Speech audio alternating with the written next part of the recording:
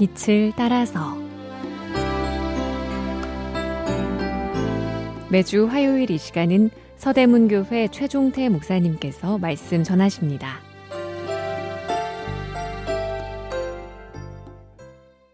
애청자 여러분, 안녕하십니까? 오늘부터 3주간 여러분과 나눌 말씀의 제목은 다른 교훈을 피하라입니다.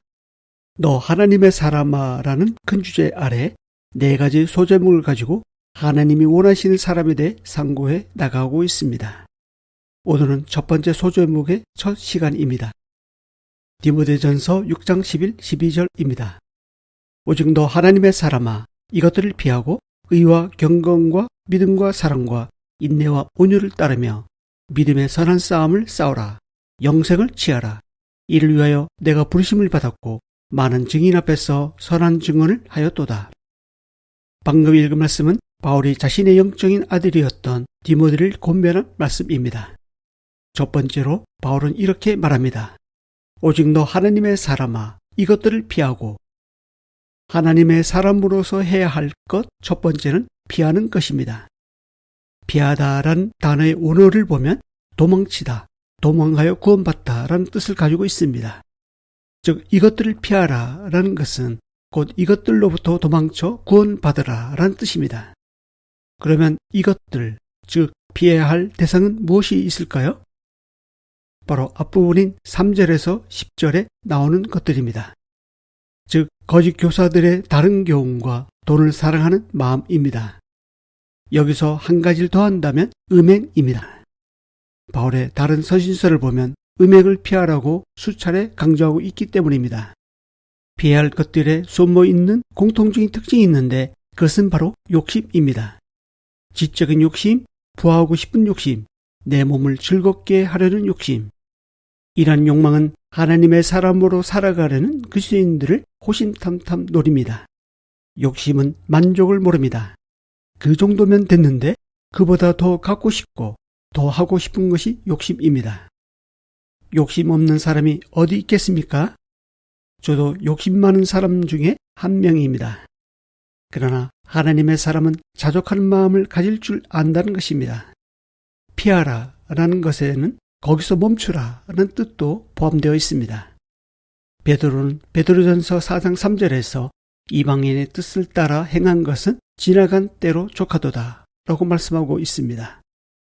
어디까지 진행되었든지 거기서 스탑, 멈추는 것이 피하는 지름길입니다. 하나님의 사람이 피해야 할 것, 첫 번째는 본문 앞에 나와 있는 다른 교훈입니다. 디모데전서 5장 3절에서 5절입니다. 누구든지 다른 교훈을 하며 바른 말, 곧 우리 주 예수 그리스도의 말씀과 경건에 관한 교훈을 따르지 아니하면 그는 교만하여 아무것도 알지 못하고 변론과 언쟁을 좋아하는 자니 이로써 투기와 분쟁과 비방과 악한 생각이 나며 마음이 부패해지고 진리를 잃어버려 경건을 이익의 방도로 생각하는 자들의 다툼이 일어나느니라. 초대교회를 위협하는 3가지 요소가 있었습니다. 유대인에게는 율법주의입니다. 율법주의는 예수님을 믿은 후에도 여전히 율법을 지켜야 한다고 가르칩니다. 믿음에다 할례를 추가하고 음식법과 각종 절기를 지켜야 구원이 완성된다고 말합니다. 두 번째, 헬라인에게는 반율법주의입니다. 예수님을 믿음으로 더 이상 율법을 지킬 필요가 없다고 생각합니다. 결과적으로 도덕적 해이와 방탕과 부도덕을 초래했습니다. 세 번째, 로마인에게는 기독교가 불순한 이단 종파라고 비판하는 것입니다. 로마인은 로마 황제를 숭배하지 않으면 다 미개인이요 이단으로 봤습니다. 이런 3가지 요소가 초대교회를 위협하는 존재로 하나님의 사람을 미혹했습니다. 요즘은 어떻습니까?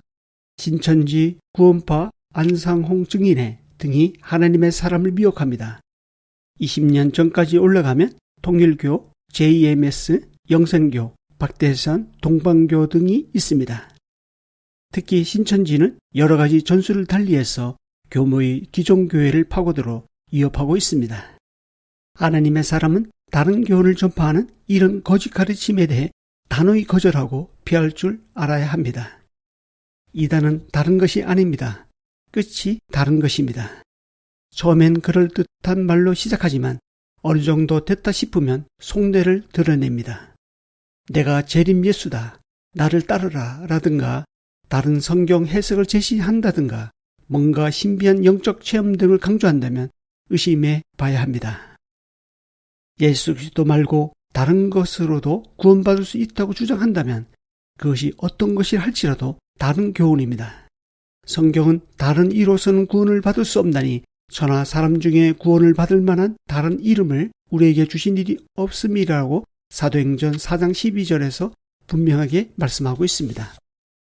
바울은 3차 전도여행에서 돌아오는 길에 에베소 장로들을 만났을 때 머지않아 거짓된 가르침이 교회를 침투해 들어올 것을 예고한 적이 있습니다. 그런데 그 예고가 적중했습니다.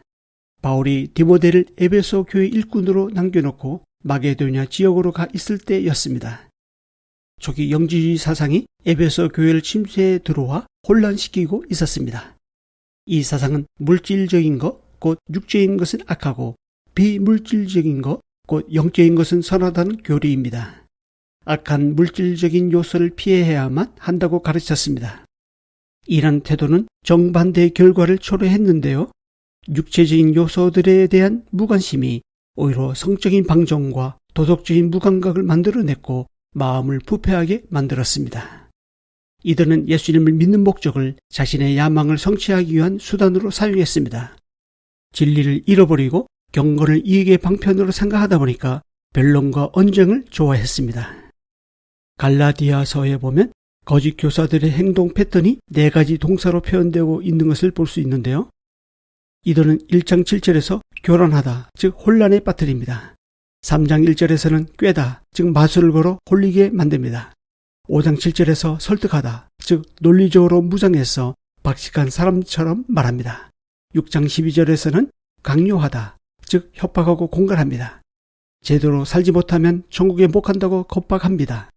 이런 것은 다른 교훈을 가르치는 거짓 교사들의 전형적인 모습입니다. 오늘날도 마찬가지입니다. 다른 교훈과 거짓 교사들의 특징은 인간의 약점을 잘 이용한다는 것입니다. 신비하고 신령한 영적인 세계를 강조하면서 꼬드깁니다. 기존 복음에는 뭔가 부족하다고 생각해서 새로운 이론을 추가합니다.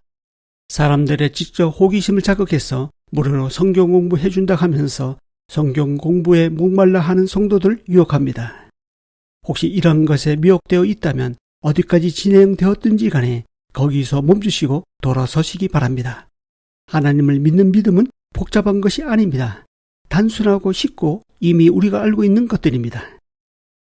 이 방송을 듣고 계신 애청자 여러분, 주 예수 그리스도의 말씀과 경건에 관한 교훈을 따르지 않으면 주님을 사랑하는 성도도 다른 교훈에 넘어갈 수 있다는 것을 알아야 합니다. 그러나 자족하는 마음이 있으면 경건은 큰 이익이 된다고 바울은 권면합니다.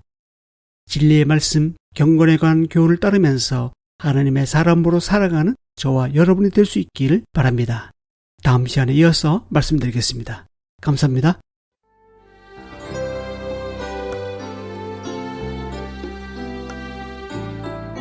빛을 따라서 지금까지 서대문교회 최종태 목사님의 말씀으로 함께 하셨습니다. 방송 들으시고 신앙생활에 도움받기 원하시는 분은 서울전화 3141국에 5853번 023141-5853번 서대문교회로 문의하시기 바랍니다. 곧이어 은혜로운 찬양을 들려드리는 소망의 기도 2부가 이어집니다.